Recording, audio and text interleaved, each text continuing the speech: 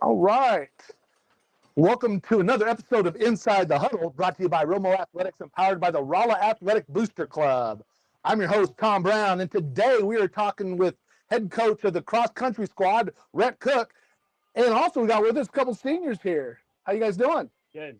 Coach, everything going good? It's awesome. So far, so good. Hey, so when we talked in the preseason, we talked about this Bolivar tournament that Southwest Missouri cross-country, I can't remember what the name of it is. Swicka, what do you guys call it? We call it the Swicka meet. So much easier, yeah. The Swicka meet. It's a big event, and it's a great opportunity for your runners to kind of gauge where they're at, see who they're going to be going up against, because there's so many teams there. They can really use that as a way to gauge where they're going to be at, what they need to work on. So, man, so talk a little bit about that meet, some success you guys had. So super good. I mean, success numbers were great this year. As always, really competitive meet. I mean, class 5 guys, they separated by class and overall. We had some big top finishers. These two right here, huge PRs, what you expect out of your seniors as well too. So, but I mean, it set the standard really high now, and we're just going to keep going with that.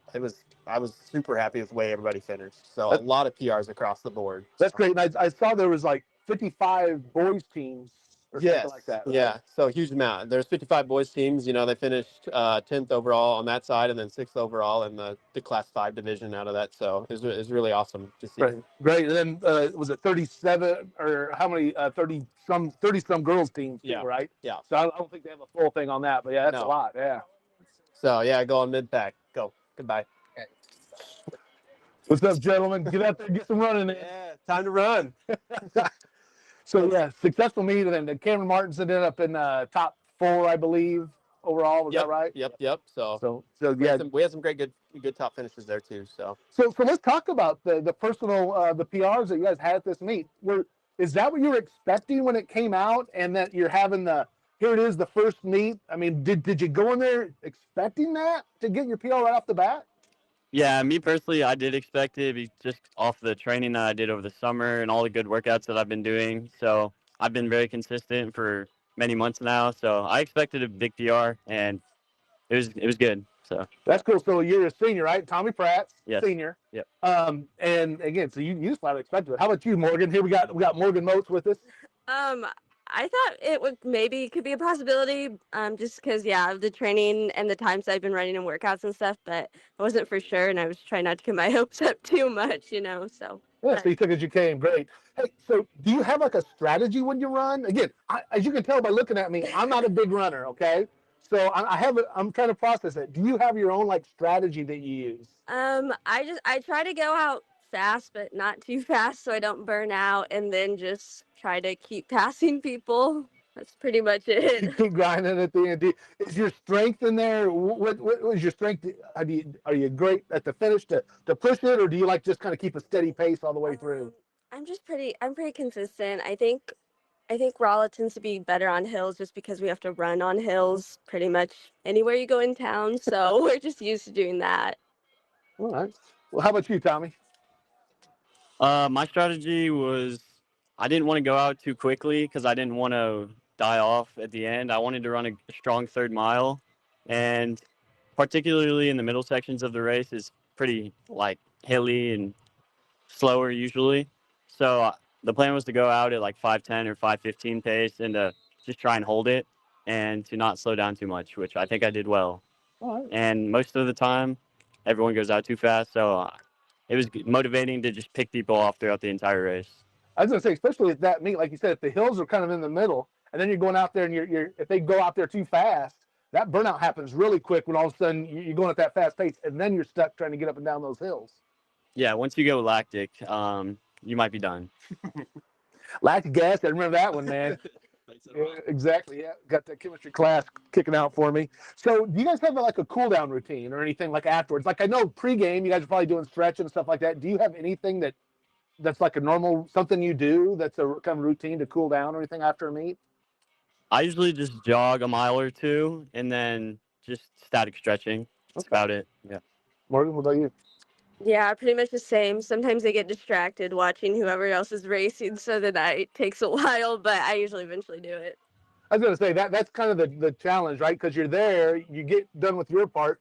You want to be there to cheer on your team members and everything, but at the same time, physically you need to have that to keep your body in kind of peak thing after going through that event. Yeah. So again, thanks Tommy for making me feel even worse about myself. Well, I go then for a couple mile jog afterwards. Oh boy, yeah, I'm feeling rough right now. So Morgan, you got any like superstitions on the day of the meet?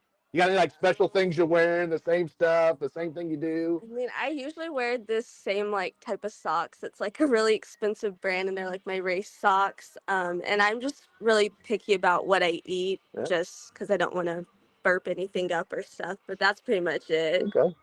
How about you, man? No, I don't have any like crazy superstitions about like socks or anything, but I just like to eat the same breakfast at the morning of every meet, just so it sits well and everything, and to get some carbs in. Yeah. Okay, I got this. I got you. So let's talk a little bit about plans for high school. Tommy, you and I talked a little bit. So what's your plans after high school?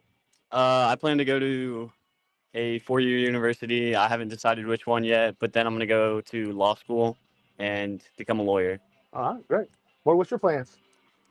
I'm also going to go to college, probably stay in Missouri, but not sure where. And I want to major in elementary education. Nice, nice. Love that. So you guys, either one of you plan on trying to run in college? Maybe. I'm not sure.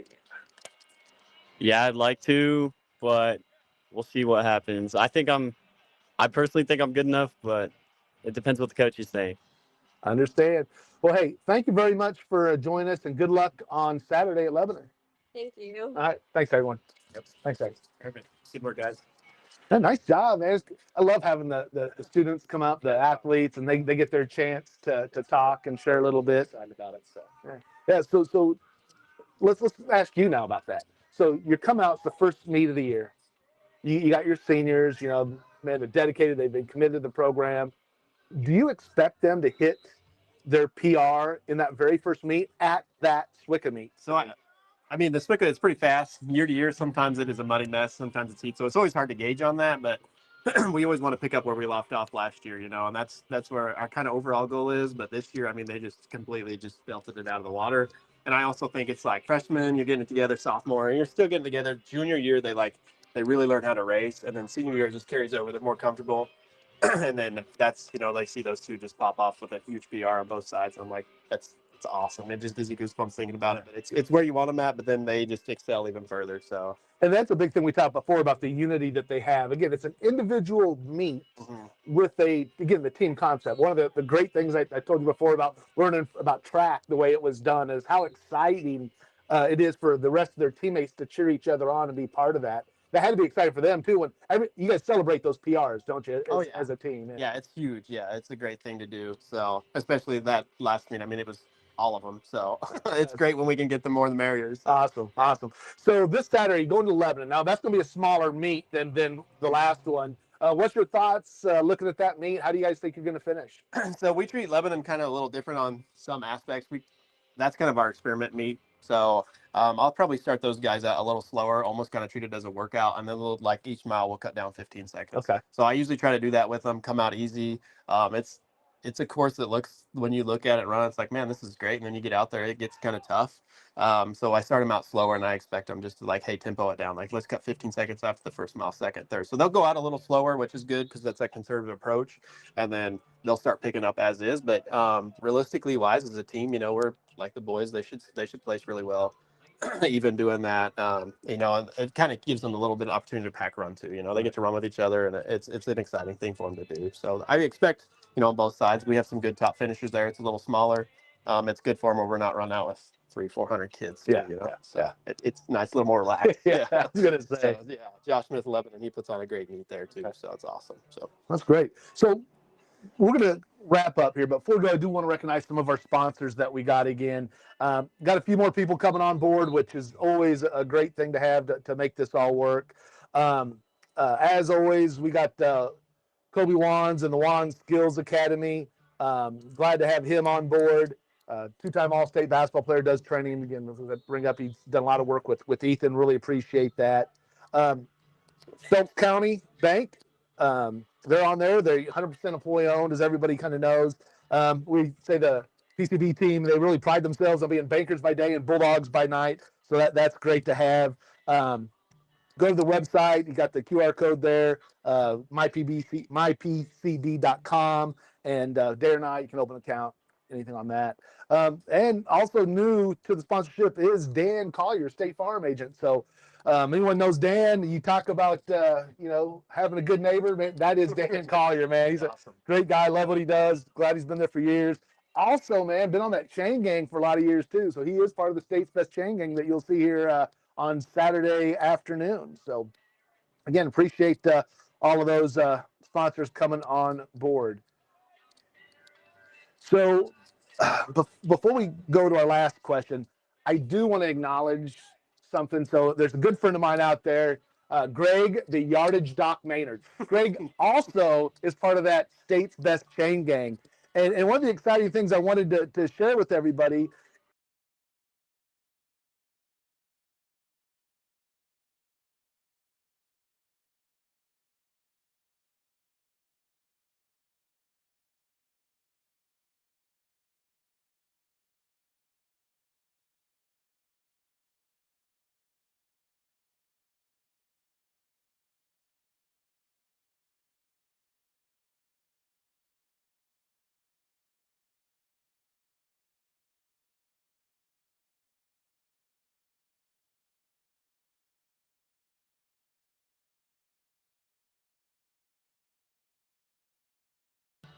All right, so Coach, last question. And I just brought up the big distance mile, right? So that the going distance. If you had to look at, here we got the football program out here, we got the soccer down there practicing. All the other sports are out there. If you got to challenge somebody to that 400 meter, which you were an All-American on twice in college, who's going to give you the best run for your money? God, I wish John Franks was still here. He would be up for the challenge. But oh man, I was looking. I got to go with the back to Coach Zink there, the old volleyball. The used to run against him in a lot of days. We were competitive for many years, so I think we'd have to bring it back for an old school showdown that wouldn't be much of a show, but somebody would go down. I'm sure it would be awesome. That would have to be my go-to right there. All right, Coach Zink. The volleyball Coach Zink, yeah. He got called out by Coach Martin on tennis too. Oh my God! Put a target on his head. Let's go. So and we already got. I think maybe Shannon Snicker right here. He's a little athletic. I think he got it in him. Of course, there might always be the opportunity for a calf tear. I'm just saying. I also would like to thank our Peak Sport and Spine, Emma, that's being around on this one. Emma Randolph, thank you very much. We appreciate your business. Love Peak Sport and Spine, because we talked before about getting Andy Satula and Corbin to go at it, and then we were thinking maybe Coach Heflin and Coach Shukart, younger Coach Shukart, they could have it. We could make a whole field day event out there. Be great. I think that'd be great. Coach Snickers. And plus, Coach Snickers got a good looking haircut too. Fresh cut. Don't know where that came from. All right. So for Coach Rhett Cook, I'm Tom Brown. And from inside the huddle to the heart of the game, we will see you next time.